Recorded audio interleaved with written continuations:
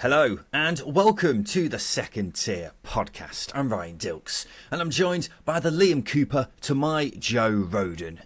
It's Justin Peach.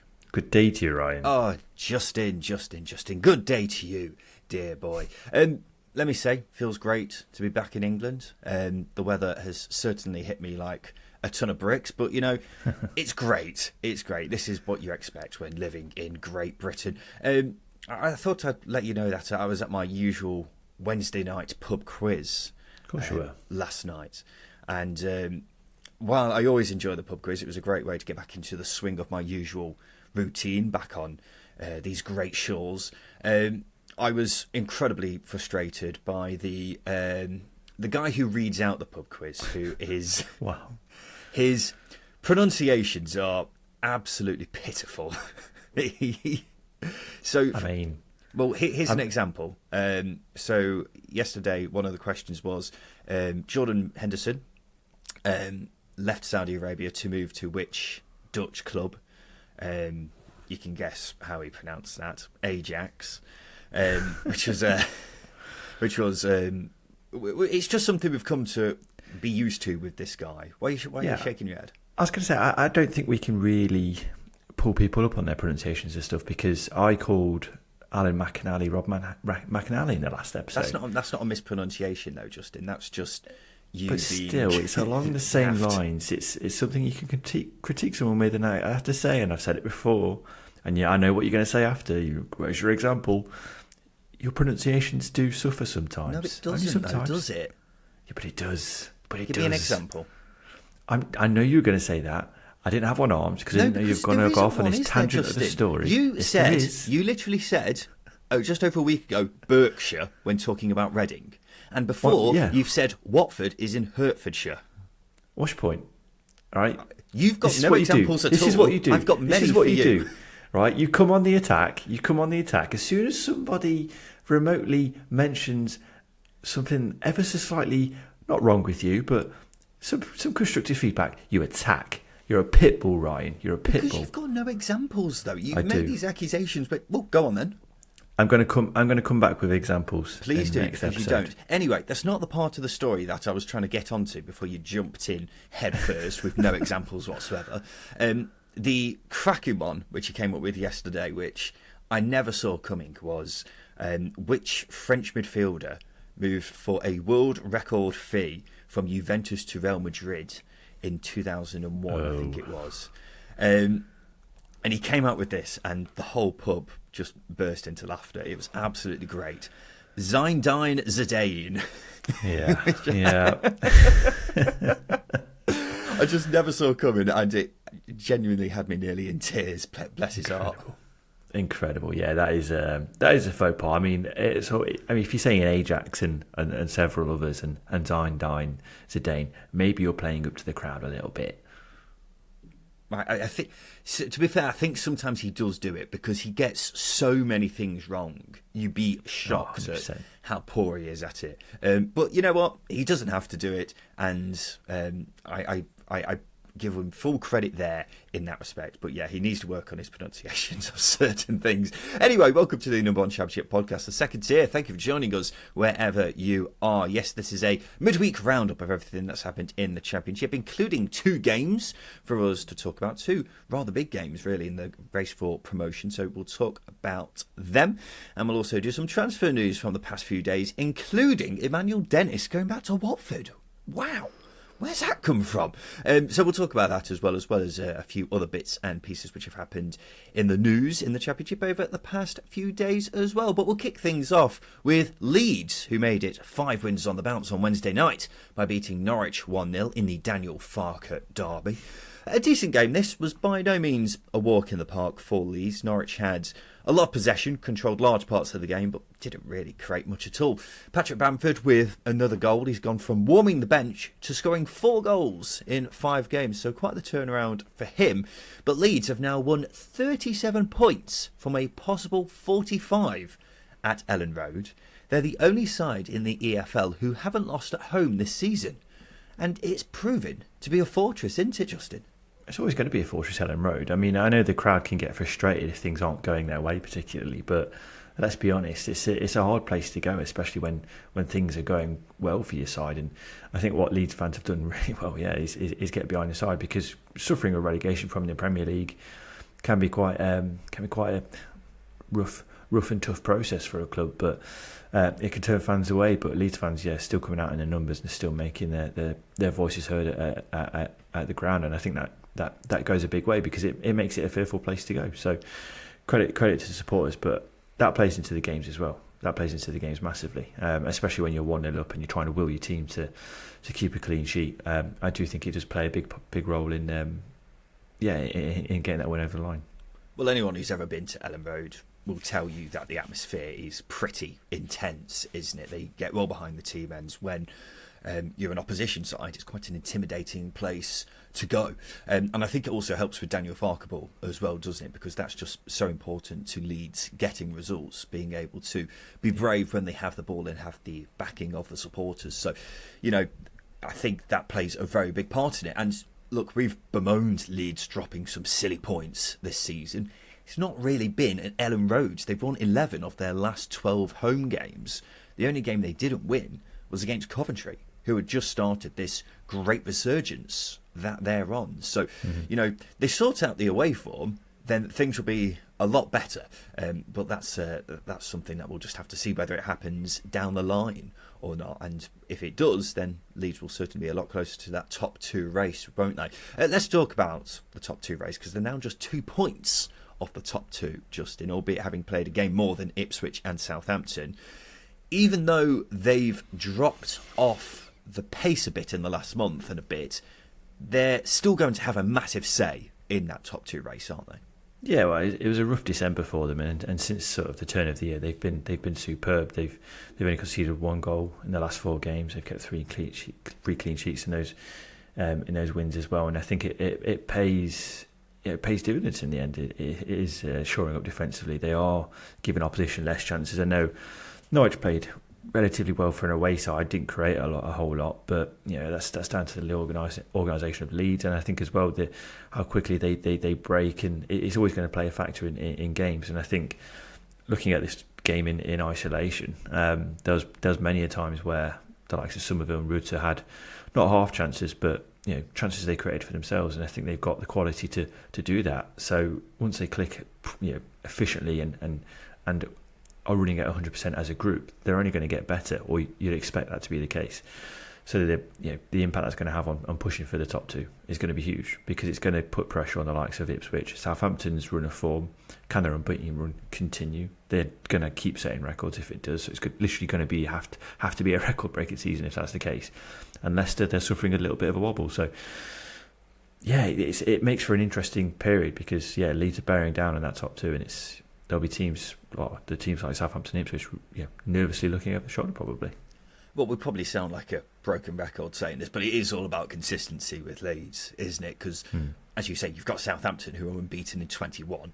Ipswich have lost the fewest games in the league, and Leeds are ultimately playing catch-up. They can't afford to drop points because, as we were just alluding to, their home form is fantastic. It's the away form which has been patchy all season. They've only won 2 wins. They've only had 2 wins from their last 6 away league games. But look, they've played Leicester, Southampton and Ipswich away now. And you look at their fixtures that they've got coming up away from home until April, they should be looking to win just about every away game in that time. Obviously, with Leeds, it's a lot easier said than done because they have dropped some silly points on their travels this season. So it's just about amending that, and they probably will have to break some records to catch up with Ipswich and Southampton, because, as we say, they're not going to drop many points between now and the end of the season if this first 28 games or so is anything to go by. So that's what Leeds are basically up against, isn't it?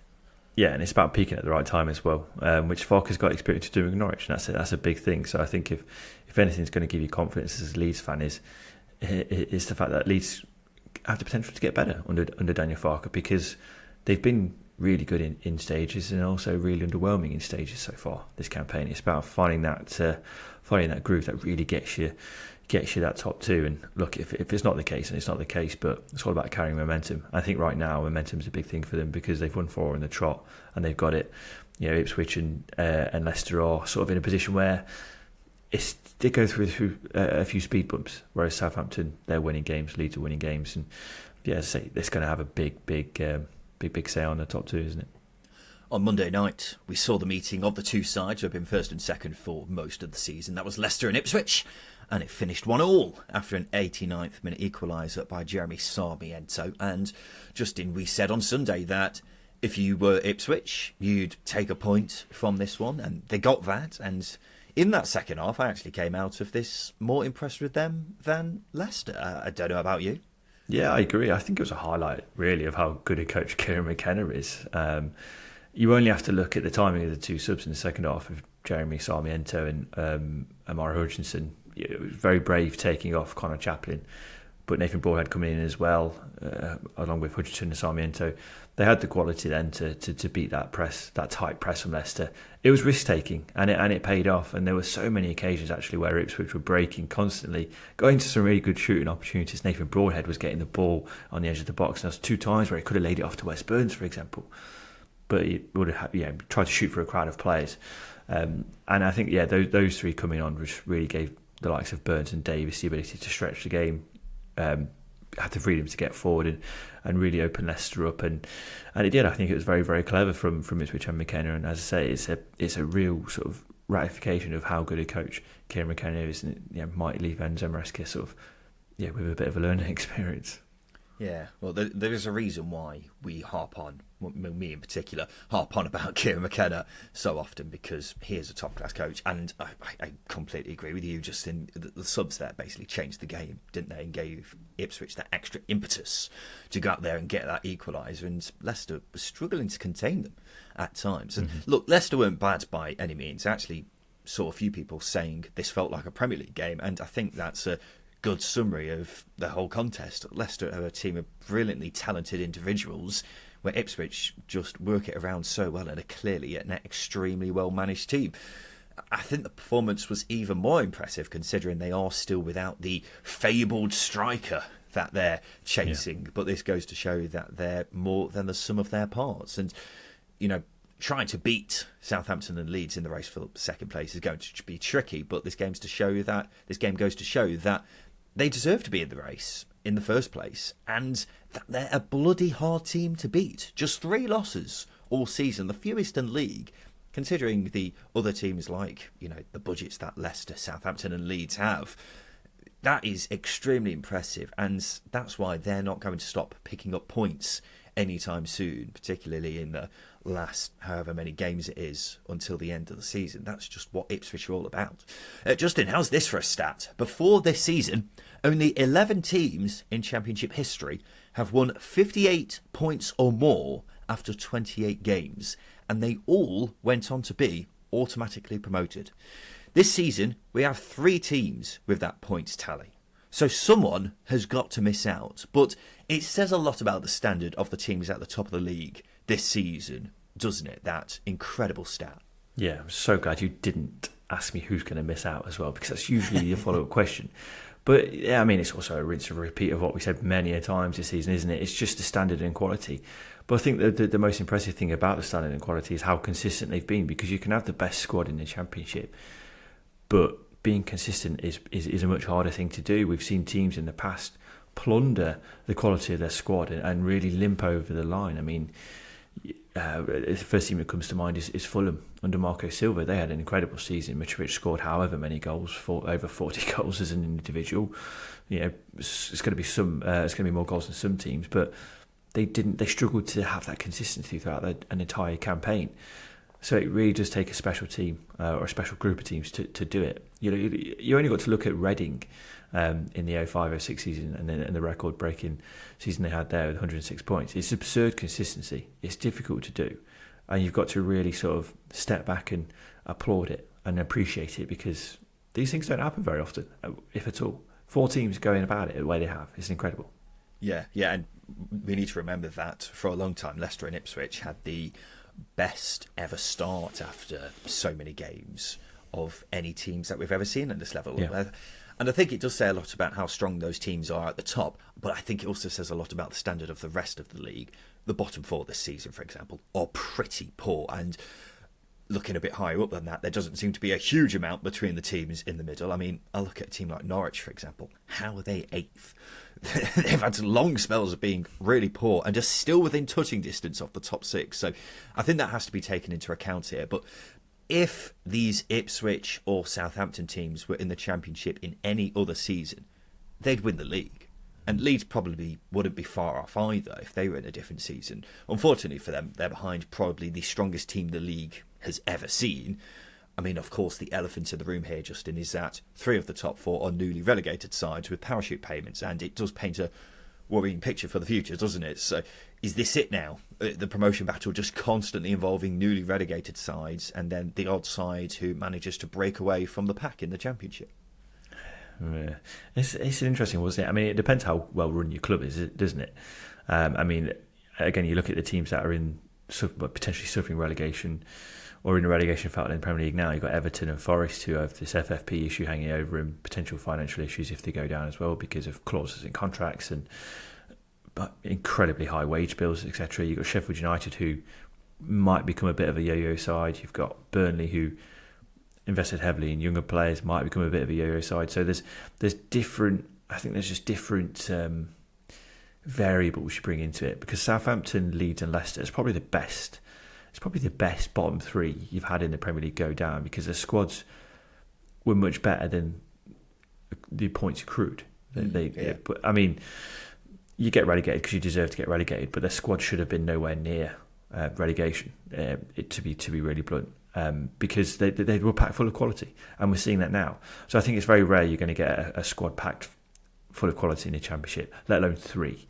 You might get 1 every other season, but 3 is very rare. And they bounce back up. And you look at Fulham; they've solidified themselves in the Premier League. They're a good side. Wolves have sort of managed to do it in recent years as well. So I don't think it's a huge gap. I think it's just it's a bit of a abnormality of a season. I think that's a fair point, Justin. I think that's a really good point, actually. We were saying when Leicester got relegated that they're probably the best team ever to get relegated, really. And look how it's gone this season for them. They've pissed the league pretty much. Yeah. And Southampton, I think, are probably one of the best teams we've ever seen finish bottom of the Premier League because you look at, it was Norwich the season before, wasn't it, who finished bottom, and they just didn't have a Premier League squad at all, where Southampton, sure, they ended up getting relegated pretty convincingly, but they probably had a Premier League quality squad, but were just, the worst of a good bunch, really. So I think that is a fair point. And we have got to keep in mind that the season before this one, it was Burnley, Watford and Norwich who got relegated, wasn't it? Mm-hmm. And Norwich and Watford ended up finishing mid-table. So maybe this isn't it now, and it is just going to be, the 3 relegated sides aiming for the top 2 each season. I think Norwich and Watford kind of ballsed it up a bit, so a lot of it will depend on how prepared those clubs are for, the drop. But we'll see. It's for example, this season, if Sheffield United, Burnley and Luton got relegated, I'm not sure we'd have a situation like this where all of those 3 teams are in the top 4 at this stage next season, if you see what I mean. No, I completely agree. And I think as well, what you've got to remember is the stars have got to align for you to survive in the Premier League. Sheffield United, it hasn't, because they've had ownership problems. They've been trying to sell the club. Key players have been sold, etc. Aging squad. Burnley their recruitment strategy is a bit of an odd one because they've recruited heavily in younger players or players who aren't really in their peak years. Whereas Luton probably are thriving. They're competitive. They've been a bit more measured in their approach, and they're doing their best out of from the outside in, looking in, they're doing better from my point of view from those 3 sides. And I do agree with you. I don't think we'll see those 3 teams probably compete for the automatics next season because they're in various states of health, but they'll be competitive. But I think there's going to be room for other clubs to arrive onto the scene next season. I mean, we might still see the likes of Everton come down, who would be in a similar category potentially to that of Southampton or Leeds. But that's by the by at the moment. But I do agree, it's hard to see those three teams being as challenging as the three teams we've got this season. Yeah, I agree with that, Justin. I think what may happen in the long term is that because of the ever-growing financial power of the Premier League, and if the Championship and the EFL doesn't get more money going down into it, then it may become a problem. But I think in the short-ish term, it's not as big an issue as people may fear. But we'll wait and see, I suppose. Justin, let's take a quick break. After that, we'll talk about some transfer news. Welcome back to the Second Tier Podcast, and we're going to talk about some transfer news from the past few days in the Championship, and we'll kick things off with this one, which I never saw coming. Watford have re-signed Emmanuel Dennis on loan from Nottingham Forest. He scored 10 goals for them in the Premier League 2 seasons ago before Forest paid 10 million for him last year. He had been on loan at Istanbul Başakşehir this season. What do you think, Justin? It must be the most eyebrow-raising transfer of the season, mustn't it? In fact, it made me raise my eyebrows so much that I briefly thought my hairline had been restored. That's never going to happen unless you have to pay for it, Ryan. Let's be honest. It did raise my slugs. Let's be honest. It was one of them where you think, I mean, Watford are knocking on the door of the playoffs, aren't they? They're there or thereabouts. They need a bit of quality to come in. And then you've got Emmanuel Dennis coming on loan. It's like, Jesus Christ, they mean a bit of business. Like, you got Hull and Coventry and West Brom probably sitting uncomfortably in their chairs going, yeah, balls, they've done well there. Because if you can get him confident and firing, he will be an exceptional player. That, make no mistake about it, he will be an incredible talent. He's had a really, really rocky, bumpy 18 months. I mean, going to Nottingham Forest will do that to you, because who knows who's in their squad. I genuinely have not got an idea who's still there. Pierre Van Hooydonk's still knocking around, I think, isn't he? Pierre Van Hooijdonk, Andy Impey, they're all there. But it's an opportunity for him to regain confidence. And judging by his interviews, he's described it, returning to Watford, as it's like being in love. And it's just like, okay, if you've got a player who's that passionate about playing for your club and he's very good as well, it's only going to be a good thing. It's not a guarantee, but it's only going to be a good thing. Baffled me that he's just 26, by the way. I thought he was around like 29, 30. Yeah, I was a bit surprised by his age as well, but that's just an ongoing theme with us at the Second Tier, just being baffled by players' ages. Yeah, I saw this move, and I think before it, I'd always looked at Watford as a side. Well, they're one of those sides who are not far away from the top 6, but I didn't really give them much chance of actually getting into the top 6. I think there's a few teams who fall into that category. But this move has made me question that, because, look, they need as a striker. Mileta Rajovic and Vakoun Bayo aren't the most convincing of strikers, but if they get Emmanuel Dennis back to his previous form, then wow. I mean, he was hot property, wasn't he, when they got relegated from the Premier League? He got 10 goals and 6 assists in that season in the top flight. And look, obviously, it's not gone too well since. He's only scored 2 goals in 33 appearances since then. And you look at his loan spell at Istanbul, he's only started 4 games, and a lot of them he was shoved out onto the wings. So he wasn't getting much of a look in at Forest, even though I think he did play a surprisingly large amount of games off the bench last season. But anyway, it's going to be interesting to see what kind of mindset he is in, and where his confidence is in, and where his confidence is at, and kind of just what his ability is now. Apparently he was the one who reportedly pushed for the move, which is always a good sign. And sometimes this does happen, where a player goes back to a club where he just enjoyed his time there so much, and he starts firing again. So that could happen here. But at the same time, we may get the player who's really, struggled over the past 18 months. So honestly, it could go either way. It could be a master stroke, or it could be really underwhelming. I don't think anyone can say for sure which way this one's going to go. And I think an interesting thing you've got to bring into it is there's no Ismaila Sarr either. And I know it's not a factor, but they had it felt like a really good on-field relationship when they were together in a season where Emmanuel Dennis was electric. So there might not be that same fluency, and obviously Dennis has got to find a way into this Ismail system as well, and he might do, he might not do. So there's a couple of variables that might work against him. But I think if you're going to go out and sign a player, who is just absolute quality. It's such an easy thing to say, but Emmanuel Dennis is Premier League quality.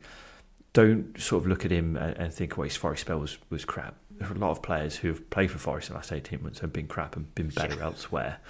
I mean, just generally a lot of players who have played for Nottingham Forest in the last 18 months, period. But in the Championship, the ball sticks to him. His dribbling ability is ridiculous, and he gets into some really good areas. And he's capable of playing at this level. We know he is. Yeah, it's just all about confidence, isn't it? And where those confidence levels are at after a rocky 18 months. Let's go to another striker who's been on the move, Justin. Michael Obafemi. He's joined Millwall on loan from Burnley. I like this one. I don't know about you, Justin. I struggle to really get excited by it. I am me. We've got to bear this in mind. I don't get excited about much. Why would I get excited about Millwall signing a player on loan? I don't know. But from a Championship point of view, I'm just unsure about it. Obafemi likes to play on the shoulder. He adds that edge. Can you whip balls into him? No. Do you need to play an intricate style to get him in behind defenders? Yes. Are Millwall going to play that way? More likely under Joe Edwards. But I'm just not sold on Michael Obafemi. He's very good at sniffing out space and being in the right place at the right time, but he can be largely quite absent in games.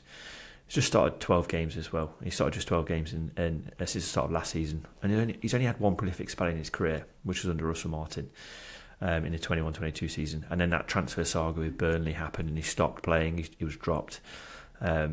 So I'm not sure by his injury record. Not been great over the last 12 months as well. So I'm not sure he's the answer for Millwall. I think you're being harsh, Justin. I think what you say there about him only having one prolific spell in his career, he's not really had a regular run of games at any club, really, apart from that one season at Swansea. And when he's been given the chance, he has scored goals. So, look, his move to Burnley was a poor one. It always seemed like a poor move for all parties because I just don't think he was ever really good enough for the Premier League. He definitely needed more time in the Championship. And a club like Millwall is exactly what he needs right now because they've needed a striker. Tom Bradshaw and Kevin Nisbet have only got 9 goals between them, so they definitely need more firepower. And I think it's one that could really work for all parties. And he was really good at Swansea a couple of years ago when he scored 12. So I've got no faults with this move at all. If it doesn't work, it's only a loan, and then Millwall will continue their ever-going hunt for a striker. If not, then he may look at this and say, well, Millwall's worked out for me, so maybe I'll go there permanently next season. So it's kind of an audition, I think, for him, because I can't see him getting much of a look in at Burnley. So yeah, I think that's why I think it's a really good one for all parties involved. Blackburn have signed Crewe defender Conor O'Riordan for an undisclosed fee. The 20-year-old has been a regular for the high-flying League Two side. I'm not expecting a large scouting report for you on him, Justin, but we've said frequently this season if Blackburn could defend, they'd be a decent side. So it makes sense to sign defenders, doesn't it? Not just any defender, though. They've got to be the most Irish-sounding defender possible. Conor O'Riordan. But fair play. Yeah, I don't know a lot about him, but I think, they need to play out from the back. I think if you're going to come through at Crewe, that's got to be the case because they do play a more intricate style. And I think as well they need bodies. James Hill returning to Bournemouth on loan was an issue. I think Hayden Carter's now injured as well for a few weeks. So they are light on bodies. So whether O'Riordan was going to come in and ease himself into first team football, that remains the question. But it looks like he's probably going to get a lot more involvement than he maybe anticipated early on because they're very light on bodies in defence. Yeah, they are. And they've had decent luck with signing players from lower leagues over the past few years. I mean, Harry Pickering was also from Crewe once, and he's done pretty well since joining Blackburn. So yeah, I think it's a decent move. I don't know how much the fee was because it was undisclosed, but we'll wait and see whether he's going to play much this season is another question as well. But he's been a regular for Crewe, so maybe he is ready to make the step up despite being quite young. And the final bit of transfer news we'll touch on, Justin, is Massimo Luongo. The Ipswich midfielder has signed a 1-year contract extension with the club. His deal was expiring this summer, And Justin, this is as good a time as any to pay tribute to Massimo Luongo, because just over a year ago, he had his contract cancelled at Middlesbrough after only being there for 3 months and failing to make an appearance. This season, he's only missed 2 league games, playing for a top 2 side, and genuinely has been one of the best midfielders in the league. It's a remarkable turnaround in his career. Massively. It's come relatively late on for him as well, because, I mean, at QPR and Sheffield Wednesday, he was never fantastic. He was never, could you see him playing for a top 2 side at any point in his career? Maybe not a top 2 side, but he was pretty good at QPR, wasn't he? Yeah, okay, that was maybe a bit harsh. He was good, but again, never going to be a top 2 player. So fair play to him, because he's been fantastic. But again, I think that comes down to Kieran McKenna, his ability to coach players into a flexible style, and get the best out of individuals. Because, with the greatest respect, someone on the career path that Luongo was on, i.e. out of contract, temporary contract at Borough, that was terminated, drops down to League One. He's not too far away from potentially playing Premier League football. New 1-year deal. He's got the opportunity to potentially do that. So I think it's credit to him, it's credit to McKenna, and I think it's credit to Ipswich as well for not sort of going out and trying to spend big on a player. There's a good player there with energy, with he's combative as well, and his experience, and it's paying dividends for Ipswich and Luongo. Yeah, but it definitely is. And I don't want to keep harping on about how good a manager Kieran McKenna is, because I know we do it too much on this podcast, but he is the prime example, Massimo Luongo, of Kieran McKenna just being this great man manager who manages to get players playing above a level that they've not necessarily played in before. And Luongo's just been absolutely fantastic this season. I don't think many Championship clubs would have even given him a look in this time last year. So the fact that he's managed to turn around his career this much is just pretty insane, really. I think it's one of the best short-term turnarounds that we've seen in a long time. Maybe Shivrayampom is another example, but I mean, wow, what a turnaround it has been for Luongo. Let's talk about some other bits and pieces which have happened in the Championship over the past few days. Justin, Alex Smithies has announced his retirement from football at the age of 33. He made 334 Championship appearances before calling it a day because of injury. He's made the 6th most appearances by a goalkeeper in the history of the league. Of course, played for Huddersfield, QPR and Cardiff before moving to Leicester in the summer of 2022, but didn't make an appearance. But what a keeper he was, Justin. Yeah, and that's really sad, because he should be in his prime years as a stopper as well. But yeah, he was very steady Eddie keeper. And he was consistent as well. And I think when you've got to play that many games, probably not for clubs putting up trees, but he's had bites at the Premier League cherry on occasion. I think that's a credit to him, because he's deserved it. He's had a couple of big money moves as well. But when you're as consistent and steady as he has been in his career, then you're going to get that. So yeah, it's disappointing that he's had to call it a day so early, but hopefully we don't see the last of him. Yeah, right. It is disappointing, because he's always a keeper I've really, really rated. I was surprised to see he's never played in the Premier League. I could have swore he had like a short spell with Huddersfield or QPR at some point, but apparently not. But he's always someone I've rated really, really highly. I was interested to see as well, Justin, out of all the goalkeepers who have faced 15 or more penalties in Championship history, he's got the best record of saving them. He's behind only, bizarrely, David Button. Wow. yeah, that's what I thought when I saw that as well. But yeah, he saved nearly a third of all the penalties he's faced at this level as Alex Smithies, which is a pretty damn good record, that, isn't it? But yeah, really, really good goalkeeper. As I say, one I've always rated quite highly, and I think really should have had a spell in the Premier League, or maybe even higher than the Championship, really, because a really solid shot stopper. He's pulled off some remarkable saves over the years as well. He's just always been really consistent, never really put a foot wrong. So yeah, a shame that he's had to call it a day at such a youngish age by goalkeeping standards. Have you seen this? Former Birmingham and Brentford winger Jota is doing pretty well for himself. A piece on him in The Athletic has revealed he's the majority stakeholder of a company that is projected to soon be worth £3 billion. It's called Groin, interestingly, who provide digital agricultural aid, and the Spanish government wants to invest in its technology and give it to the nation's farmers, with the target being for every agriculturalist to have the software by 2030. It's also planning to expand to several countries around the world as well. Jota is still only 32 and retired from football in 2022, which completely passed me by, but seemingly not regretting that decision, Justin.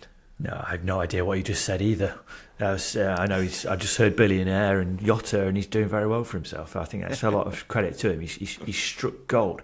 I think as well, I mean, as a player, would you have ever expected him to become a billionaire? No, it was never. He never made it obvious. He never made it obvious when he was playing. Incredible. What's that angle? What's that supposed to be? I'm just saying, like, some players have got the ability. You can sense that they're going to be a good manager. You can't, you can sense it. You can feel it. You know they're going to do well as a coach. Some of them, they've got charisma. You expect them to be a good pundit, but I never saw Jota become a billionaire. Incredible. Which players do you see becoming a billionaire then? Not Jota. I mean, Henry Lansbury. He's one of those players who could potentially do it because he loves gardening. Where has this come from? Well, I remember reading a story about him. He loves his lawnmowers. You've got Matthew Flamini. I know it's not Championship related, but he's. I can't remember if he's a millionaire or a billionaire, but I think he is a billionaire. Yeah, he's doing extremely well for himself, isn't he? Exactly, but it seems to be a theme of these handsome European men with good beards becoming billionaires. They've got it in their brains. They've got the brains as well. Good footballers, good brains, good billionaires. That's what it is. Yeah, I think you've somehow dug yourself out of that hole that you were digging for yourself a bit there. I had no idea what I was talking about. Yeah. It sounded like you were saying Jota is thick. To put it bluntly. No, you play with so much poise as him. He's not thick. He was a clever technician. Just never saw him becoming a billionaire. Billionaires can be thick. We know this. Elon Musk is thick. I don't want to comment any more on this. I mean, Jota was he was a fantastic player, wasn't he? I was when I was saying that he retired in 2022, I was very surprised by that because he was just such a silky player, wasn't he? And I think Villa paid a lot of money for him. Well, no, Birmingham paid a lot of money for him, didn't they? And then he went to Villa in a kind of a swap deal, which just didn't work out for him. But he was a fantastic player for Birmingham and Brentford, wasn't he? Such a silky player. And I think one of those who I often forget about when I think of, some of the most technically gifted players we've seen at Championship level. Because he was up there, wasn't he? He was such a brilliant player. So I'm glad that he's doing really well for himself. Don't know how much he knows about agriculture, but clearly knows a decent amount. So, yeah, fair play to him. And the final news story, which we'll touch on, Justin, is a pub in Leeds has changed its name in tribute to former United defender Luke Ayling. The Old Peacock has now rebranded to the Luke Ale Inn. Get it? And Ayling himself has reacted to this news. He said on Instagram that he's honoured and would one day return to say goodbye, adding that the drinks are on him. Justin, I get the sense that this decision was more because they were so proud of the pun rather than actually paying tribute to Luke Ayling. Yeah, I feel like I don't want to disrespect Luke Ayling, but he was a right back. You can put him in the category potentially of club legend, or recent club legend anyway. But he's a right back. There's not many occasions where pubs and statues are built. Statues are built of right backs. Pubs are named after right backs, or maybe it's more fitting that a pub's named after a right back than a statue being built of a full back. But I think the pun is better than the potential gesture.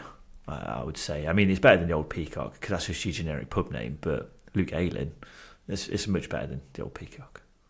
It is a very clever pun. As a big fan of dad jokes, I was a fan of this particular naming.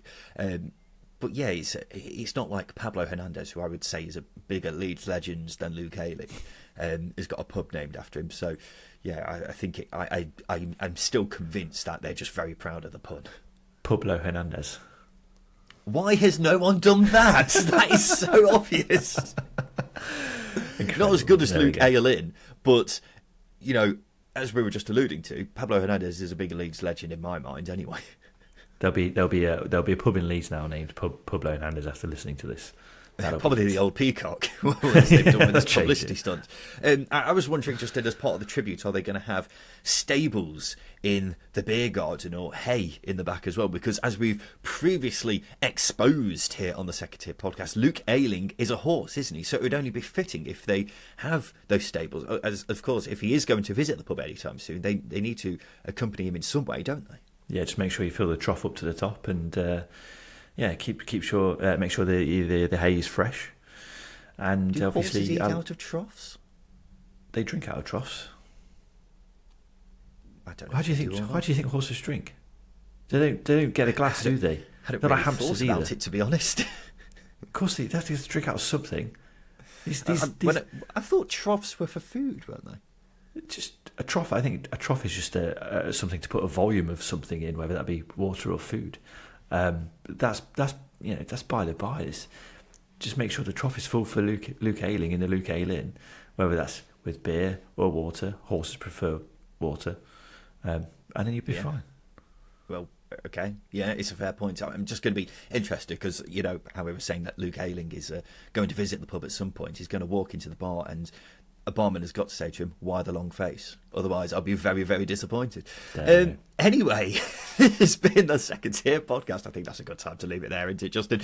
We'll be back again tomorrow with our preview show sponsored by SBK to make our predictions from the admittedly quite small selection of championship games coming up this weekend. But I mean, we've got a huge one, haven't we, with QPR v Huddersfield. So we'll talk about that and make some predictions on that one, as well as the other two championship games which are happening this weekend. So we look forward to seeing you then. As always, if you won't mind giving us a 5-star review on whichever podcast platform you listen to us on, helps us go a long way to growing as a podcast. Literally only takes 5 seconds of your time. If you're one of those people who listens to us say this at the end of every episode and still hasn't done it yet, please do.